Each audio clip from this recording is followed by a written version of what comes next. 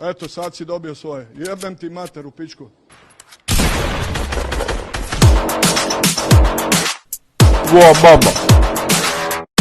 Tvoja mama je toliko debela kad je otišla u Sisak. Really, nigga? Oni su kreditori. Valjamo za sve zemlje, Srbija, Bosna, Hrvatska, Kosovo. Recite mi, radite u struci? Ja sam, hvala Bogu, već 11 godina u mirovini. Ozbiljno? Da. Pa kak ste si to zaslužili? Neću biti prosta, ali dala sam pičke pa su mi sredili. Bašćanska ploča. Az v ime Oca i Sina i